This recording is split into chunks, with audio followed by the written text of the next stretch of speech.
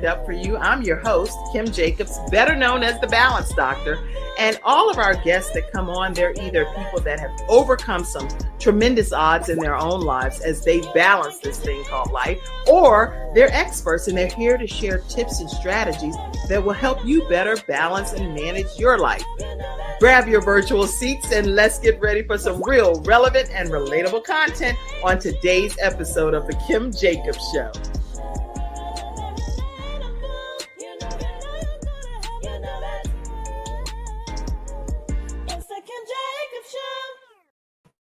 Hey, everybody. Hope you all are having a wonderful start to your week. Hello, Malaysia. How are you over there? Hi, Miss Kim. I am well. How are you? Oh, I am doing so much better now that you are here. Thank you. Thank you for having me. I am so grateful to have you. And you know what, you guys, you are in for such a tremendous treat today here on the Kim Jacobs Show. I really want you to tag all of your friends, your family, coworkers, people you like, people you don't. It doesn't matter because everyone needs to get this information that's shared today. On today's episode, we're talking with Malaysia Harrell, and we're going to be talking about her near-death experience to her new life. And looking at this woman, you really cannot imagine that she does not look like what she's been through. So I'm eager to hear her story, and we're going to spend this hour with her learning. We're going to kind of pocket it because there's a lot of different moving pieces to your life, you know? So I'm excited about it. And make sure everyone, as you come in, let us know where you're visiting in from as well. And I am going to go ahead and just take a moment to let you know more about Malaysia Harrell. She is a distinguished retired veteran, having served over 20 years in the United States Air Force and Public Health Service with a profound commitment to holistic wellness. She is a certified hypnotherapist, psychotherapist, and visionary of Blissful Life Consulting. Her near-death experience, which we're going to talk about that, and I'm going to let her say it as to what it did to catapult her to the next phase of her life without me reading that piece. But she has divine purpose, and she offers transformative coaching, retreats, and innovative wellness solutions. I am super excited to have this beacon of resilience and empowerment right here with us today on the Kim Jacobs Show. Welcome, Malaysia. Thank you. Thank you for this warm welcome. And thank you again for what you're doing and inspiring the world, bringing on people's stories and just showing what God is able to do, the miracles that are able to happen. So I'm so glad that I connected with you. I am too. And we have a special bond because we're connected because of someone very near and dear to me as well, and to you all. She's one of our Freestyle Friday experts, Annetta Caldwell. Yes, so, that's my beautiful sister. That is her sister. And so ErnettaCaldwell.com. You all know she's the person that helps if you're healing from a broken heart. And she does the prayer vision retreats and workshops. And she also had a big event called I Am Healed conference. And it was such a cleansing experience. So if you don't know Ernetta Caldwell, make sure you check her out, ErnettaCaldwell.com. And she's a Freestyle Friday expert. She was on this recently, this past Friday, actually. Yeah, she's in the chat too. Oh, thank you, Ernetta. Thank you for joining. Love you. She said, good morning, beautiful ladies. Good morning to you. She said, I'm so excited and proud of you, sis. And then I see people tagging people as well. So thank you all for doing that. What we're going to do is take a quick commercial break, and we're going to come right back and hear something about your backstory, Malaysia. I would like you to just take us back for a few moments and let us know where you came from. Okay. And then we can go into a deeper dive. We'll be right back, everyone, right after this commercial break. We'll be right back. Hi, I'm Kim Jacobs, the Managing Director of the Charlotte, North Carolina chapter of eWomen Network. I am so excited that you stopped to watch this video. I've got good news for you. You've just discovered an international network of women entrepreneurs who are committed to helping you achieve, succeed, and prosper. We're on a mission here to help 1 million women entrepreneurs each achieve $1 million in annual revenue. Here at eWomen Network, we have a complete success system that supports you every step of the way in building and growing your business. You being here right now, it's no accident. We're supposed to know about you. We want to meet you to find out how we can help you as well as learn about what you have to offer. With over 500,000 women connected through 118 chapters across the United States, Canada, Australia, and the United Kingdom, you are never alone. If this is resonating with you, please go to ewomennetwork.com/Charlotte. Notice too my contact information. I invite you to reach out to me and to check out our upcoming in-person and online events.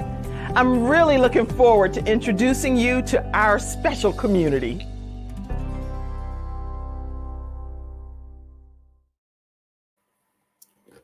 Yes, everyone. So I am excited because with eWomen Network, we have events. There are 118 chapters around the country. So if you're interested, no matter where you are in the country, definitely you can put Kim Jacobs as your sponsor, and I will connect you to your local managing director. If you're here in the Charlotte and surrounding areas, make sure that you visit ewomennetwork.com/Charlotte, and we will invite you to all of our events that are taking place at the Charlotte Museum of History. All right, Malaysia, Yes. tell us a little bit about your backstory, what you had to balance and go through to become who you are today. Let's talk about it. Ooh, this is juicy. So, I grew up in Springfield, Massachusetts, and that's the Basketball Hall of Fame, and it's about 2.5 hours outside of New York City. So you can imagine, it's a city filled with crime, a lot of blessings there as well. But, when I came up, it was definitely, very challenging. And my mom, she was a single parent, and I'm the oldest of 3 girls. And so that was also a very challenging environment for so many things. I experienced a lot of, poverty, also, all types of abuse, physical abuse, serious mental abuse, and also sexual abuse from several different people when I was little. And so at that time, with the balance, I really had to learn to take myself outside of myself at a very young age. And it didn't allow me to really have a childhood at all. And so I, learned to wear this mask of excellence and of perfectionism, which I know a lot of our viewers can identify with.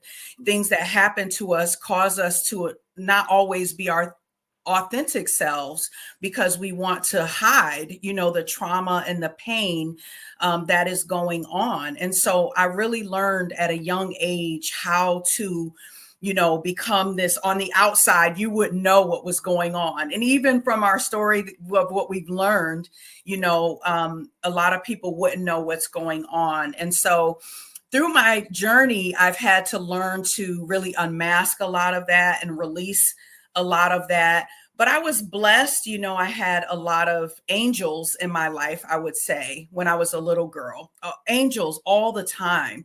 And you don't realize it when it's happening, but it's till you reflect later when you say, you know what, God was always there. I always had someone to be by my side. And so I remember I was always in these gifted, talented programs, for writing, for science, for everything, for leadership. And so I was always sent to these different programs. And I think it allowed me to have hope, to show me that, life didn't have to be like the life that I saw in front of me every day. And, I really had to be a kind of like a parent to my sisters. And I feel like at some point I really raised them when I was little, and it wasn't until, a little bit later, I was actually removed from my mom's home because of the abuse. The cops actually removed me.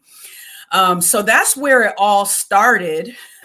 You can't go to the rest of the story without us unpacking some of what you just said, because there are a lot of young people that have gone through what you've experienced. And then ultimately, like you said, being removed from the home. Here you are, the parent figure That's the only stability really right there in the home for your two younger sisters. Is that what I'm hearing you say? That's what you're hearing.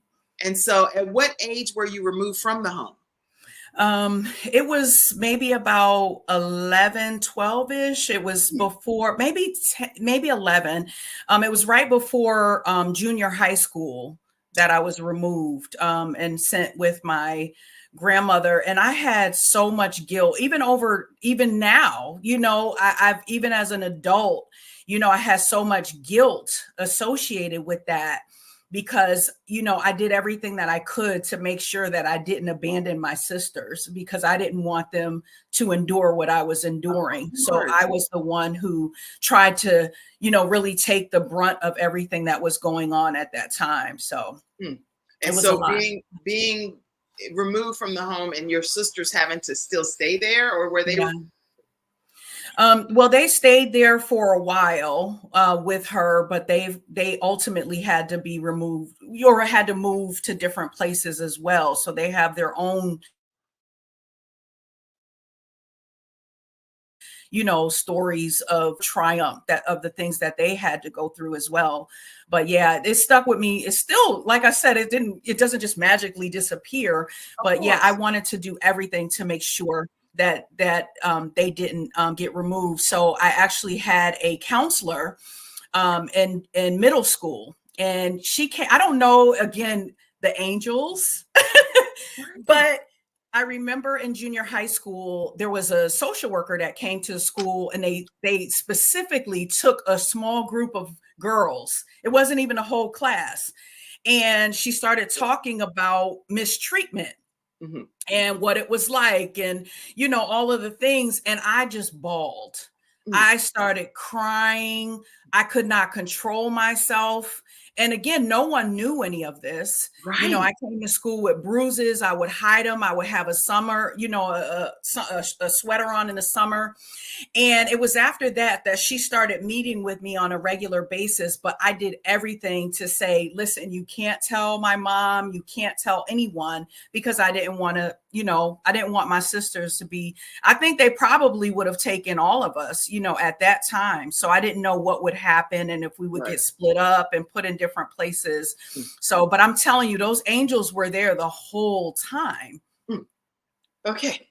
So now you're in counseling, basically, really unbeknownst to you, because they handpicked you and selected you in middle school, right? In junior middle school. So, and they pulled you out of all of these kids in this school. You get selected. Now, what did that do for you whenever you realized that you were chosen, even though at the time you weren't looking at it like you were the chosen one in that regard? Right. But like you said, angels were protecting you. That's right. What did that do for you in that time? It let me know that God loves me, because I didn't feel the love at home, with my mom. I love my sisters. They love me. But when you don't have the love of your parent, and my dad was really absent at that time, it's hard, because you're like, if my parents don't love me, then does anybody else love me? You question God's love for your life as well. So to have her to talk to me, it gave me hope. And I knew that at the end of the day, if things got really, really like I was in real danger, that there was someone that I could call if I really, really needed to. So I knew God was there. Yes, even at an early age. So everyone that's watching, I know many of us, we all have, and probably all of us have something that we have overcome to become who we are today. And that's a real big thrust of this show is, what's your backstory? What did you have to endure to become ultimately who you are today? And how can you really help other people get to the other side of their mountain based on your own testimony, your own story? And so I'm so grateful that you all are tuning in today. I already see lots of comments coming in, and we will take like a flash round in a few minutes and go through all of those. But let's just go through some of them right now. Mackenzie, go ahead and pop some of them. Mackenzie's backstage, everybody. Pop some of these comments up, because we don't want to go too far in the show and not capture them. So I see Ernetta Caldwell saying there is freedom in the unmasking. Yes, it is. when you finally take that mask off. Dr. Tina J. Ramsey, she's the founder of CTR Media Network, which allows the Kim Jacobs Show to ultimately stream in 100 countries as well. And so I'm so happy that you're on today, Dr. Tina J. Ramsey. Meet this lovely spirit and wonderful soul, Malaysia Harrell. She is going to be taking my training too. I know she encourages you to take the Kim Jacobs Show training and then come over to CTR Media Network. That way she knows you're ready. So I would love to be able to connect y'all. Okay? Absolutely. All right. Ernetta Caldwell said, thank you. I'm so proud and excited for you, sis. Very excited for you. And I saw a comment from Dennis Spraggins as well. Good morning, beautiful ladies. Good morning to you, Ernetta. Let's see. I see much love from Dennis Spraggins as well. Glad to have a male on here and glad that you all are tuning in. I also saw, I see Trina Hines. She just recently is launching a show as well that's coming out this fall, and Living Your Legacy with Dr. Trina. I see you. Who else? Desmona. I see you as well. All the way, I think, from Pennsylvania. So glad to see you as well. And all of you that are over on Instagram too. I can't see who all is on. So, but know that I do know and appreciate that you're here, as well as our audio podcast listeners too on iHeartRadio, Spotify, all of you all. We just love you all and so glad to have you here. All right. So Malaysia, what was that turning point for you? Because you had a near-death experience that happened in 2020, if I'm not mistaken. Yes. What was that like for you? Tell us what happened and then. Okay. Well, and I'll give you a little bit of backstory of that as well. So I had, become this person who had a lot of high profile jobs. I was considered, successful, what society would deem as successful. And after so I was in junior ROTC in high school, and that really, I have to mention that, because when people are in situations that are challenging, if you could be connected to some sort of community that gives you some sort of stability and support, I think that's very important. But it really catapulted and really kind of set the stage for where my life is today. And so and when I went to college, undergrad, I did 1 year of Army ROTC and 1 year of Air Force ROTC. Okay. And then when I started my graduate school program at the University of Maryland School of Social Work, I had to decide what I wanted to do. And so at that time, 9/11 had occurred, and I was at my internship at the Baltimore Public Defender's Office. And Ms. Kim, I will tell you, that day I knew that I was going to, I made a declaration that day that I was going into the military. And so it took, about a year to get in, and I finally got in the military, and I did very well. I was in the United States Air Force. I traveled all over the world, doing therapy, substance abuse treatment, and also family violence treatment as well, family violence prevention. And so I did so well. Again, this was the perfect arena for me, because they validated me, right? You get your rank, you get your awards, you get all the things if you do well. And I excelled, because it's like I had used my career, my schooling as my love, as my validation, because, and again, it was from childhood. I didn't realize it. It wasn't like, oh, I knew. And so then in 2008, I was stationed in Hawaii. Okay. And my brother, I have a half brother, and he got murdered. Now, the crazy thing about that is, number one, I lived next door to him when I lived with my grandmother, so I saw him every day. And number two, I was at a domestic violence event, because I was the head of domestic violence for that base. And I was at an event when I got the call, and he was murdered in a domestic violence situation. And so, Miss Kim, that changed a lot in me. I feel like I still haven't really grieved that. I had to put my mask on. I had to help my family. I had to help plan his funeral. I just put everything down. And so that day, again, I knew that it was time for me to make a change in my life. And so I decided to transfer to the United States Public Health Service because I knew that I could be there for my family, whether, an hour to Massachusetts by plane or an hour to North Carolina with my sisters. Yeah. I was able to make that decision. So I ended up transferring and, was in the public health service. And in 2019, so that was 2010 when I came in. And in 2019, I ended up getting promoted to captain, which is Navy rank equivalent to colonel. And and I had worked for the Surgeon General of the United States. I had all the titles, the director of addiction medicine for DOD, working for the White House, all the things. But in 2019, when I got promoted, I felt empty inside. I did all these things. This is what I worked for. This is everything you ever dreamed of is all happening for you. And I was like, wait a minute. Okay, let me think about some things now. And at that time, my grandmother had passed in 2016, and she was like my mother. So she raised me. So I realized when I got promoted, I in my head, I said, oh my goodness, I got to call my Nana. And I she was the first person. She was my cheerleader. You know what I mean? I have my sisters. I have my dad. Me and my dad have an excellent relationship. But it was like something was missing. So now moving forward to 2020, I got deployed at the height of COVID to the Navajo Nation, to the most desolate area. They sent me by myself. That was crazy. To be the mental health lead for the incident command sponsor team, the incidents response command team, and also to be the mental health provider for 2 medical centers for all the staff. So again, you can imagine during this time, it was a time of a lot of death, a lot of loss. It was actually a very dangerous place for me, being by myself as well, with a lot of things that happened there. And so there was an awakening that was starting to occur because I felt the darkness there. And again, I felt it. I was like, okay, something's happening, and I wasn't sure. By the time I left there, I had started to have some anxiety, and a lot was happening, and I couldn't understand what was going on inside of me. But you knew something before you go further. You knew something was different inside of your body. Definitely. And but were you attributing it to the fact that you were in isolation, somewhere unfamiliar, uncharted territory? Were you kind of brushing it off as that?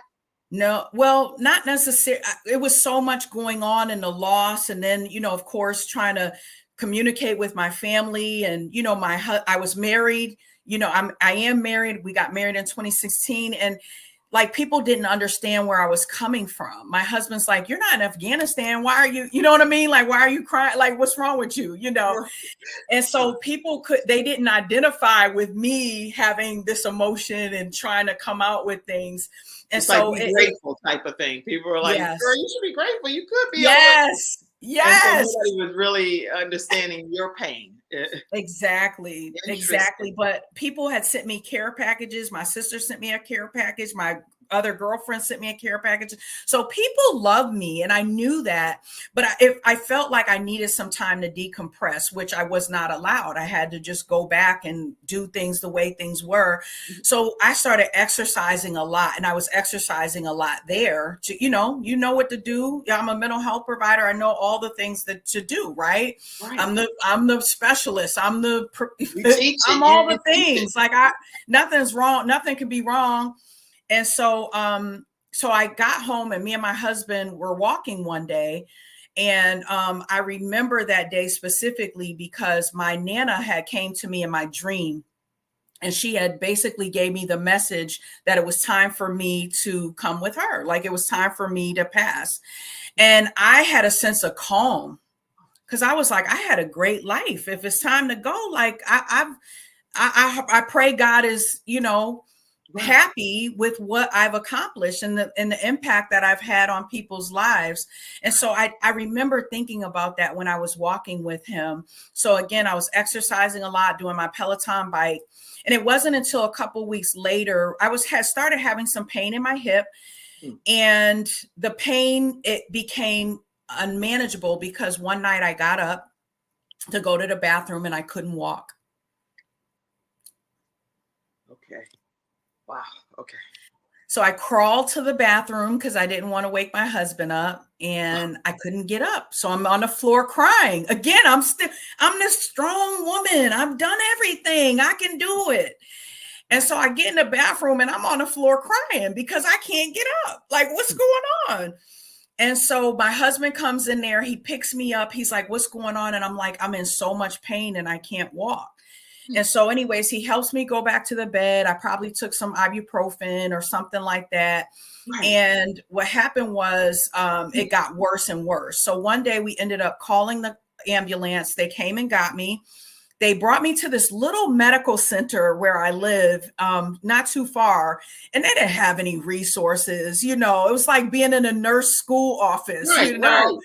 So they gave me morphine, took an x-ray and sent me home. And said, follow up with your PC. You know, they didn't see, nothing was broken. Okay. And so ultimately, again, it got so bad that I was like, something's really wrong. But I tried to treat it myself, Tiger Balm, ice, cold, heat. So we all do that, right? Yeah, because we know what to do, right? Right. And so then my husband was like, listen, we got to go to the military hospital. Like, and I was like, but I can't get down the stairs. I need somebody to carry me. He's like, I'm going to carry you. You get on my back. But I was screaming for dear life coming down the stairs because it hurt so bad. So I thought, oh my goodness, somebody's going to call the cops. They're going to think someone's murdering me, you know? Right. Yeah. And so he gets me, we go to Andrews Air Force Base. And because of the amount of pain I was in, they immediately transferred me to Walter Reed Medical Center. And I'm there for 4 days. Miss Kim, this is the part. Okay. So I'm there for 4 days and I'm in the most extreme pain. And I knew I was dying to the point where I was reflecting on my life. I was sending texts to people.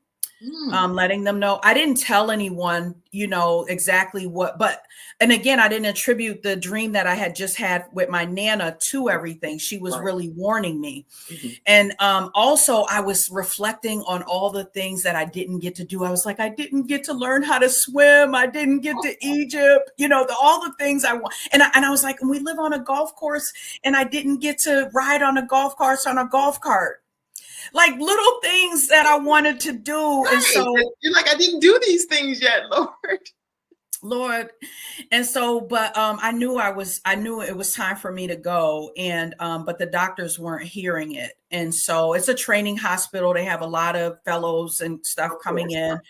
And so after day 4, the doctor comes in and says, Captain Harrell, we can't find anything. We're sending you home today. But you don't want to be sent home, do you?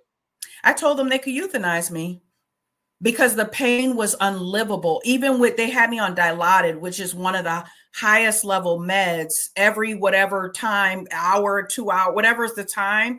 Like I needed it every second. And even then it didn't do anything to the pain at all.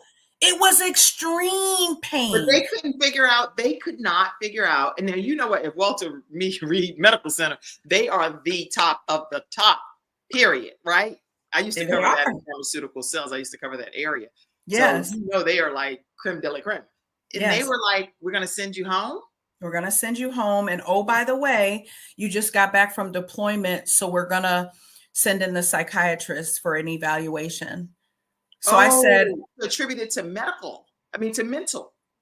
Somatic. So I said, I'm a mental health. I couldn't even be a patient because I had to fight to speak their language. I said, if this is a somatic symptom, then we need to figure it out. I said, because you wouldn't be able to deal with the pain. Like it was unmatched. It was not even pain. It was on another level. It was like a spiritual, like I had to be out of my body type pain. Ooh. And so I said, send in that psychiatrist. So they sent in a psychiatrist. I told them they could euthanize me. So they said, we're going to do one more thing. And, you know, they said, we're going to do one more thing. We're going to take a sample. So they did a fluoroscopy. They took put this huge needle all the way in my hip. They took a sample. Listen to me. When they got that analysis, maybe, I don't know, 15, 20 minutes, whatever it took, everybody's running in the room. We got to get her to surgery. I mean, it was so scary. Me and my husband did not know what was going on. My husband, he's in tears. He's praying over me. He's covering me. And at the time, my sister was turning 40 that year, and we were supposed to be going to Disney. I had all these gift sets and packs, Disney packs. And I'm like, oh my God, I got to get out of here. We got to go to Disney. I'm not even thinking. This is sending chills all over me, by the way. Yeah. Okay. Yep. So they come running in. Clearly something is wrong. They've discovered that they don't need to put you to sleep, but they need to come to some type of conclusion of what the issue really is. Yes. So what was the issue? What did they discover? I had a septic hip. Oh my gosh. If I had been there a couple of more days, even if I was so afraid they were going to put me in the mental health portion of the hospital, because I would have died. Of course. I would have died within days, right in that hospital or home, if they would have sent me home. Okay. Wow. Y'all listen. Okay. How important is it? I'm trying to think of some questions because this is just a conversation. I got my arms over here crossed. I don't have no written questions. All I'm thinking about is the fact that it is so important to advocate for yourself. You have to. Because they were bringing in mental health specialists, psychiatrists to evaluate you because they could not find anything wrong. So how important is it from your perspective to advocate for yourself to the point, extreme measures, really? Ooh, I'm trying to, every time I think about it, here's what I will say to everybody in the world. I'm somebody who was at the top of my career. An 06 captain / colonel. So you think, you got rank, you got status. So can you imagine what happens to somebody who isn't in the medical system and who doesn't have the experience? I knew what to do. And so it pains me, because especially with all of the healthcare disparities that we're still seeing in the world, for us to feel like we're not worthy, to feel like our lives are not worthy of getting even the compassion. Because that's not compassion to tell me that I'm crazy. That's right. Or to make me feel like I'm crazy. Like something's wrong with me. I'm telling you, I have all of these specialty degrees and different things behind my name. And I'm telling you what I know. But you're telling me something's wrong with me for knowing it. So, but then you find out really there wasn't anything wrong with me, and I could have died in the process of you trying to put me in my place. It's like, really? Oh. Yes. So it's very important to advocate for yourself. And you may not, I felt like I didn't have the energy. And at some point I did feel like, okay, if it's time for me to go, like, Lord, I'm ready, because I did not want to be in an environment where I had served and sacrificed my life for this country, for them to, basically discount what I was saying to them. I did races all over the world, bodybuilding. So, and I'd never been hospitalized. So how can you not dig a little bit deeper? And what also hurts me is I've told other people the story, and one person who didn't even know what it was said, "Oh, that sounds like sepsis to me." So that's the part that's really concerning. So to advocate, you may not have the energy. And so I believe that prayer is very important, which I was doing a lot of it because I thought I wasn't going to make it anyways. And also, you may not have the energy, but hopefully you can connect with someone who can help you navigate that system, who can help you. It's not always easy. But if I believe that when you are still on this earth, when you still have lungs, the air to breathe in your lungs, that means that God still has a purpose for your life. I believe that. And so till you take your last breath, so you have to advocate, because otherwise you wouldn't have made it. I would have died days before that, then, before I even came in. Why did I live? It's because God has a purpose. And maybe I'm at a point where maybe I'm the voice. Maybe I can be a voice for people. Okay. So, all right. So I'm going to pull up a few of these pictures. First of all, I've just typed what you shared. Prayer is very important. Put my glasses back. Very important in advocating for yourself, or even getting someone else to help you on your behalf. If you feel like I'm just overloaded and at my wits' end, cannot figure this thing out, get someone else that represents you. I think that's just wonderful advice. And as you have gone through your near-death experience, I saw a few pictures where some people were surrounding you in your bedside. That was when we were supposed to be celebrating Ernetta's birthday. So I had a surprise birthday party. I tried to arrange it.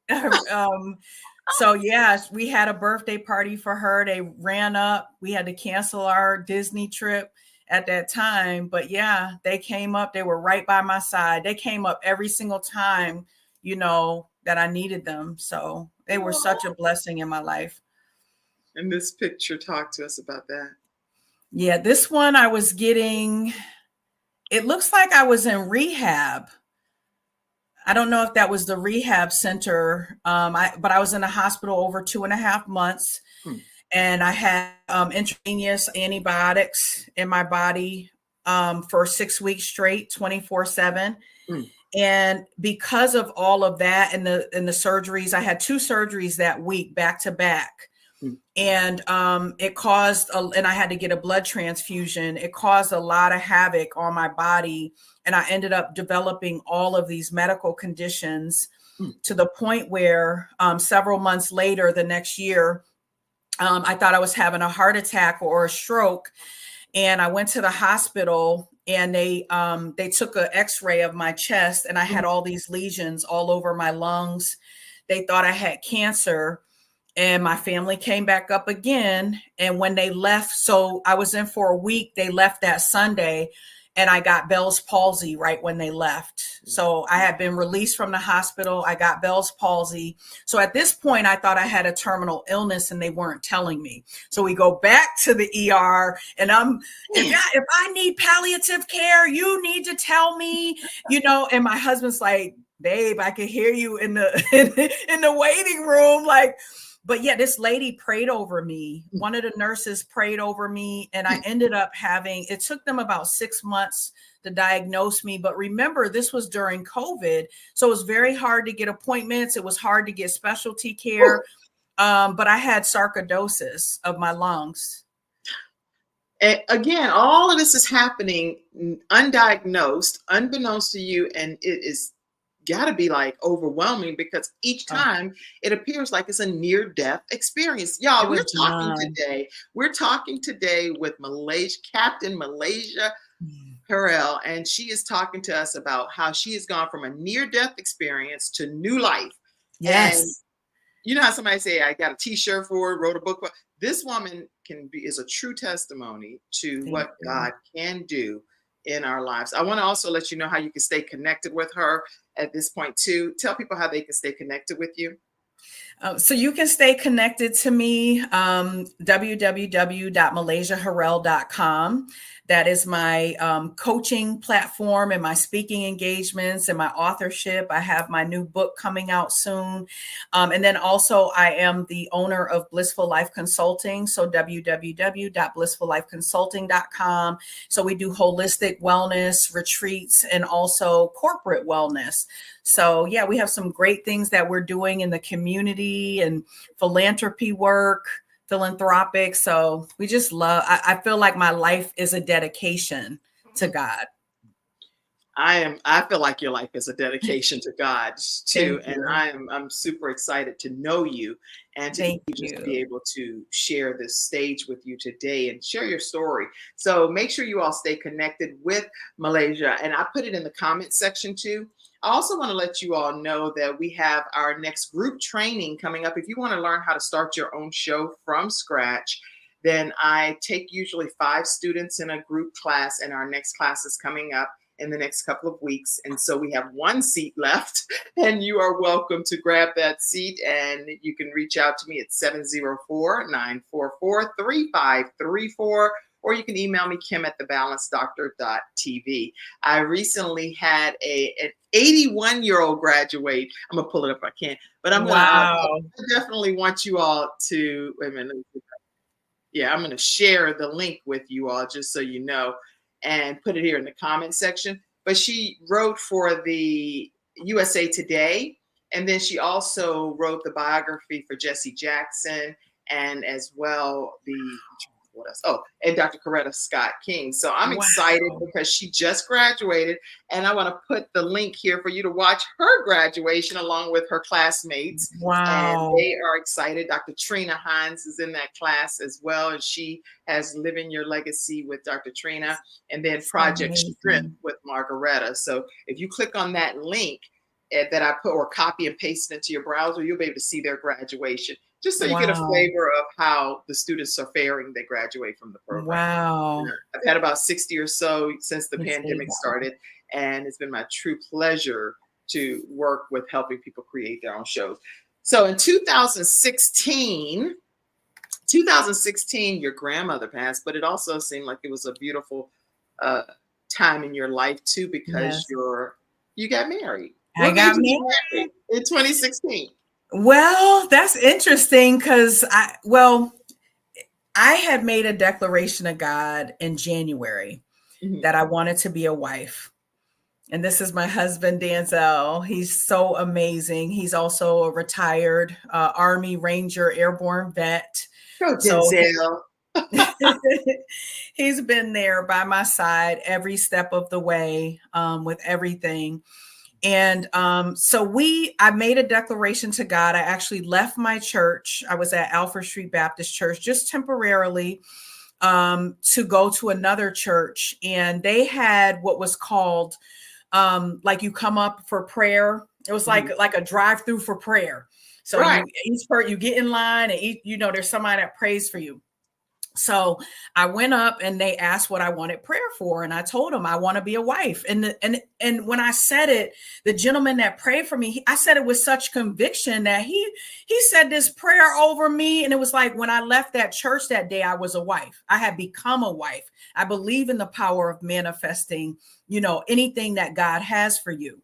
Yeah. And so, and it's a lot of series of events that were miracles that happened to get me to meet my husband. And I knew it was divine. But at the time, my grandmother was passed. We were dating and my grandmother was passing and he dropped everything. So I got the call from the doctors. They were like, listen, you have to come up. You got to get the family together. So he dropped everything and drove me up there. And so she meets him. Now, my grandmother, she's one of these people where from the South, you know how they could be in your presence and they'll know right away. Oh, yeah. Like, girl, leave him alone. Or he is the one. Okay, yes.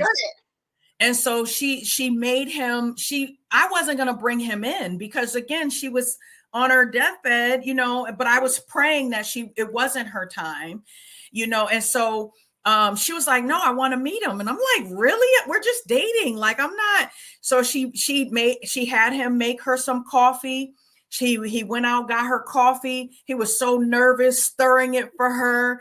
And, but when he left, she said basically like, I think he's the one. She said, you never bring anyone home. But I'm like, Nana, he just drove me. He's my boyfriend. That doesn't mean. She was like, no. She said, I see it. She said, marry him. And, because she knows I was still, even though I was on my journey to becoming a wife before I was a wife, and I made it clear to him when we were dating. And that's the first thing he came to the church I was visiting, and he quickly brought me to his church, to First Baptist Church of Glenarden. And we were going there every week. But yeah, we ended up getting married that same year. We met in April and we got married in November. Awesome. Oh, yeah. When you're a wife, you're not dating. We're not doing that. That's okay. You know what? That is a conversation. That's a whole biblical thing. No, because that's what even though, I tell people many times over that I don't have some sad story. I literally believe that God shielded me and Yes, protected me because that's he right. made me God. I'm not just That's talking right. about Frank. Okay. God made me believe that I was in a wonderful marriage. Yeah. So for the 28 years that I was married, I love my marriage. I Yeah, love my life. And that's so I right. don't have some story that's like, he was hitting me upside the head. He was doing this. Yeah. I had, I knew that we had some situation, Yeah. circumstances, things that happen as many couples may Yeah. have. But That's guess right. what? At the end of the day, I was like, I love my husband. I love That's right. being his wife and going through this thing called life together. So Yeah. whenever I realized that I was in some kind of film, I don't know what kind of, based on a true story. That's all I'll Yeah. say. I realized that I was like, wait a minute now, what in the world Yes. is popping off that I am unbeknownst to me at this level for real, for real. You Yes. cannot Yeah. be this oblivious to life, right? Yeah. I say that to say, fast forward, because it's years later now. Yeah. I'm like, if I talk to someone, Malaysia, I'm like, I'm not interested in dating. I'm supposed to date you, and you're gonna possibly still take other people places too. Oh The no. devil is a liar. A lie, a whole lie. A whole lot. Okay, that is not what we're doing, and No. I'm not interested in stuff like that. But I'd rather not play a game and be like, okay, well, we'll see how it goes. No, thank you, No. because it's not how God has equipped me and built me. I'm a wife. I'm a wife. That's right. You're Yeah. already a wife. We're already a wife. Oh, good. And what you just said just really hit me, because I want to say this to the women who want to be married or who are considering marriage or who are dating. The first date that we went on, we had scheduled a date on a Saturday. And on that Friday, we were on the phone and I was like, oh, I'm going to the movies. And he's like, you going to the movies? I'm like, yeah, I always go out by myself. I travel by myself. He's like, well, I don't want you to go by yourself. And so he brought me to the movies. I said, but I still want my date on Saturday. I don't, because it was just a movie. I want my dinner. I want my date. Your real date. So he brought me to the movies on that Friday night. The Saturday, so I consider the Saturday, it's called a weekend, our first weekend date. Okay. But that Saturday, he brought me to the Gaylord Hotel. He brought me to a beautiful restaurant at the National Harbor, and we went on the Ferris wheel out there too. It was the most amazing date ever. But do you know, at dinner, because we met on Match.com. Now, normally I had already been online, and normally I don't recommend that, but God told me to get online. That's a whole nother thing. I had a intuition to get online after an encounter that I had with another woman. Okay. And so I met him within a couple weeks, to the point where I got my money back for being on Match.com because it was in the period. So I got a free husband. I always joke with him, I got a free husband. But that day, yes. Oh, somebody said they met their husband. Yes. Okay, yeah. If you all, that's what I definitely got to put that in here. If you all met your spouse online, please make sure you drop it in the comments section. Yes. We'd love to hear your love story as well, and even have you possibly come and be a guest on the show. There's a fit here. So please tell us your love story too. Okay, so you met him you got a free husband on Match.com. I got a free husband, but God aligned that whole thing. And so that night, when you'll know when a man really wants, and of course you have to have discernment, you have to continue to pray, but God revealed some things to me that night when we went to dinner. He said, I want to only date you exclusively, and I'm cutting my account off of Match today. He basically told me I was going to be his woman at that time. So it wasn't I knew him and again, we had only been talking for a couple of weeks. Matter of fact, I had went on a couple dates in between. I think I had maybe 1 or 2 dates I had went on already. But no, he shut it all down that one night. Wow. Okay. Yes. This is going to be interesting, because actually tomorrow we have a relationship coach, Ken Canyon, is going to be coming on the Kim Jacobs Show. And if y'all know about Ken Canyon, you know he is a whole trip. And we're going to be having some candid conversations talking about relationships, because he believes that you should go on dates and collect data from Yes. these people, so you can know whether they're a good fit or not for you. Yes. So but I believe that you should go on a date with one person, and then if it doesn't work out, then fine, you go on about your business, I go on about mine, and then we can go on and date other people. That's what I think. But Yes. who knows? I have dated. I was with the same person since I was 18 years old, so I may be way old school. Yeah. And that's what you say is very relevant. But I think in the beginning, you may have a couple that, again, we weren't dating yet by that time when we went on the date, right? We only had a couple phone conversations. So in that time, I had a couple of dates, but also the thing that I did a lot of inner work on myself. Yes. And the other thing is I read the book, The Ring Formula by Dr. Aldewan Tart, who is a psychologist, a Christian psychologist in Atlanta. And I feel like that book was so amazing. It actually had exercises that you needed to do for yourself because, and again, I feel like I'm still becoming a wife. There's no like, oh, I've arrived, like to learn what it is, especially from coming from a single parent home, to even understanding what a relationship is really supposed to be about. That is a lifelong journey, I feel like, especially as you're healing. I agree. I agree with everything that you have been sharing. So this has been quite informative in conversation that we've had. So, okay, so now you work with women specifically along their healing journey as well. How do you feel like your own personal healing journey played a role in how you now help others? Just talk to me about that. Ooh, that's so good. It's so good. So I had started Blissful Life Consulting in 2017.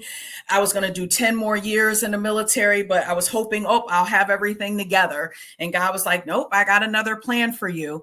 And so when I had my own healing journey, I realized for high achieving women, no one is checking for us. No one even believes when we make a phone call to talk to someone about our issues, everyone is talking about theirs. We don't even have the space to even mention our stuff.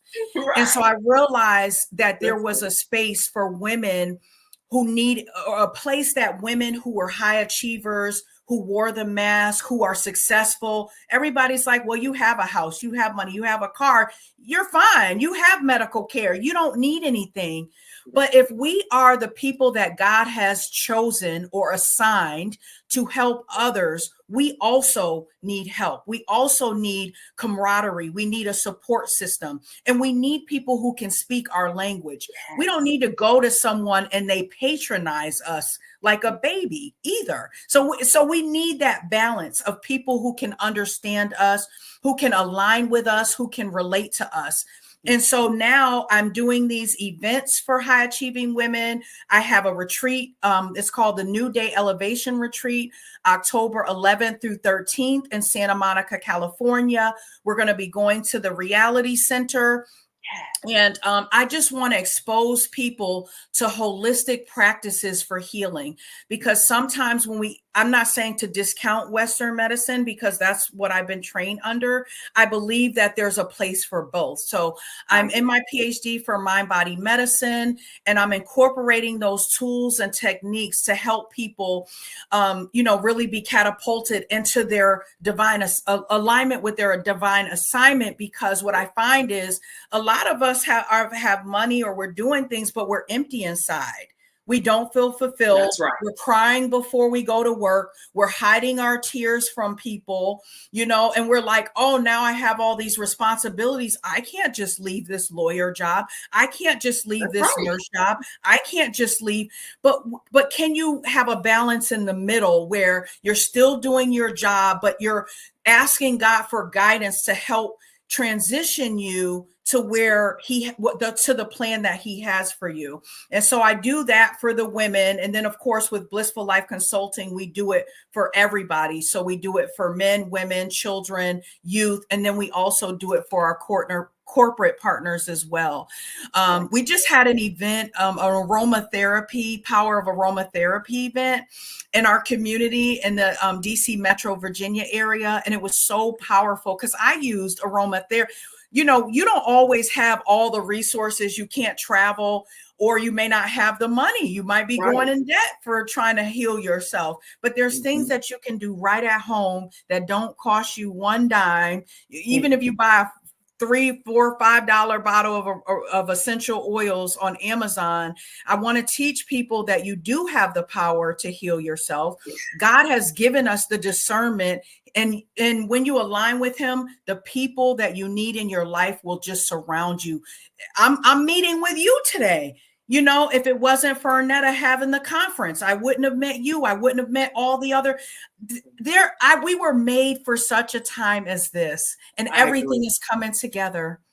Yeah, I Yeah. agree. I don't believe that there's any mistakes. Nothing No. happens by happenstance, but God No. allows us to connect paths. I don't even Yes. believe in crossing paths. I believe we connected for such a That's time right. as this. And That's I'm right. so grateful for it. I want to pop up your retreat. So anyone that knows, you can actually follow Malaysia right on her social media pages. And that's where I just found this. New Day Elevation Retreat is October 11th through the 13th in Yeah. Santa Monica, California. Woo! Y'all want to This get is ready gonna be for this so beautiful. Ooh. meditation, multi-sensory wellness, sound bath, empowering workshops, and rejuvenation.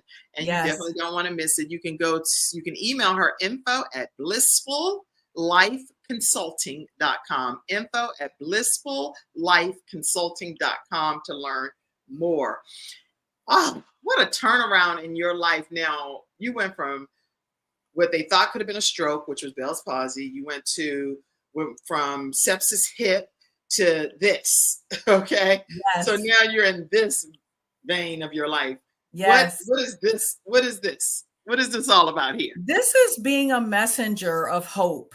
This is showing people with the power of alignment with God and miracles. Again, miracles upon miracles upon miracles. I have a show called Tiny Miracles on Instagram every Thursday night at 7 p.m.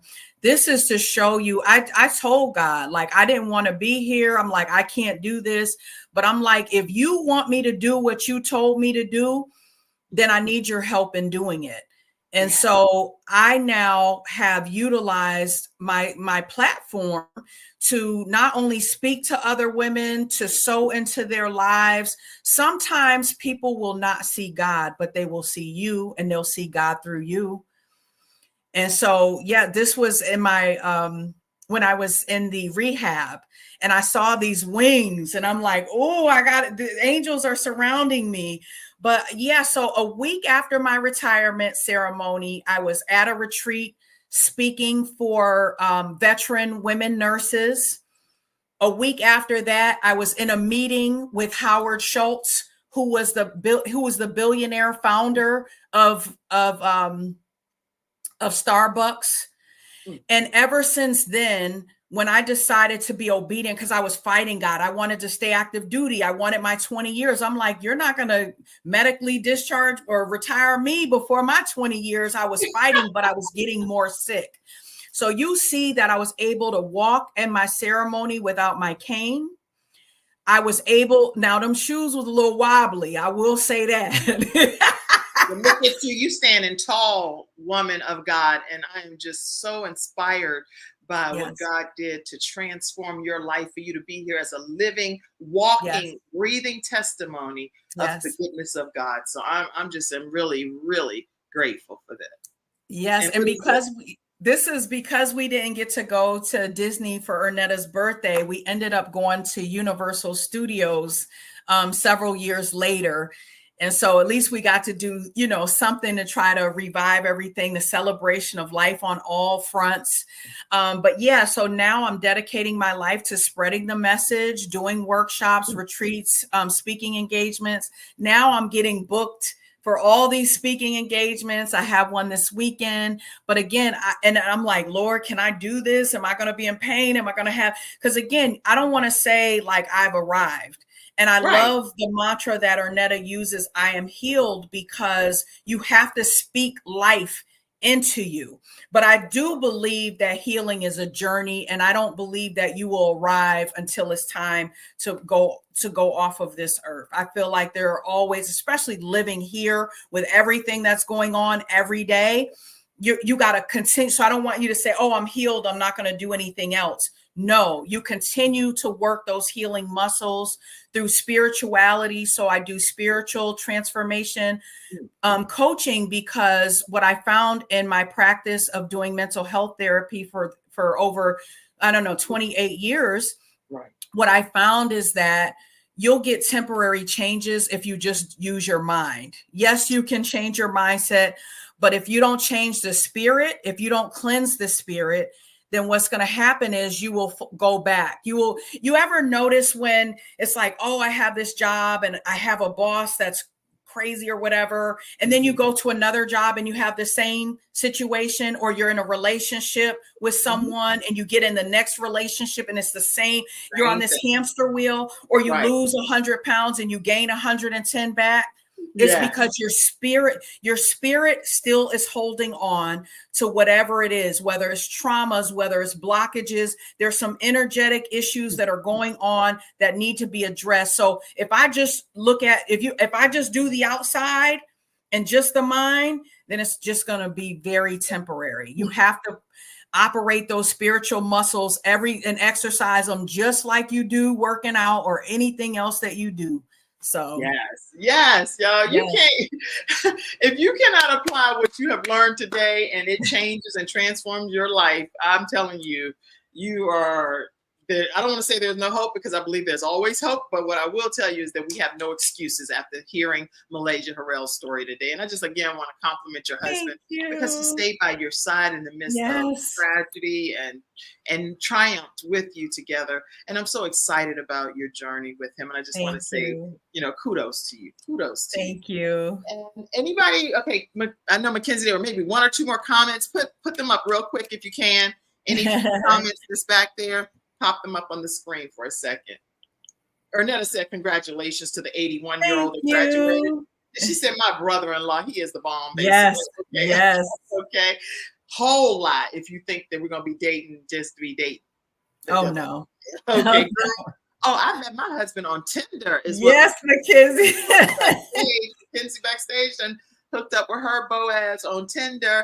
Yes. She said something about a baby. Happily married for almost 3 years. And that's right. Congratulations. All right. Any other comments? I tried to get all your comments in, everybody. And I see you, Marika Green. I see you, Marika. I see you, Mackenzie. I see you, Dr. Juliet Pinder. And I saw you said, wow, awesome. You had a baby in September, Mackenzie said. Katrina Lee, I see you. Kevin Newman, I see you. I see all of you guys. Annabelle Lola, Nicole Ron, Felicia Lacole, Coakley, John Allen, Trina Hines, Dr. Trina Hines. Okay. Desmoni, I see all of you guys. I see all of y'all, and I thank you all for tuning in. Mother Julia Harper as well. You have to address who you are with, in the true you will manifest on the outside. That's so true. To who you truly are. Yes. Okay. I love you, sis, and brother-in-law. Love you too. And brother-in-law, my other brother-in-law, he taking care of her to help bring her up and down. Listen, they was on that road. So we were blessed to have the husband. Take all the comments down, Mackenzie. Let me also tell you all that with the Kim Jacob, I should tell y'all, I just recently received an award too, which is in the Know Women to Know in the Carolinas area. And so it was a pleasure to be selected and recognized for that particular honor and celebrated. They had Rolls Royce, all kind of stuff. It was like a stepping out occasion. Congratulations. It was a sight to behold. So what an honor and a privilege. Thank you so much, Know Women, for honoring me in that. And that was the photo shoot photo that they did. I was like, I didn't even know my legs looked like that, but I was like, you're beautiful. I wasn't thinking about my legs, but somebody said that. I was like, okay, great.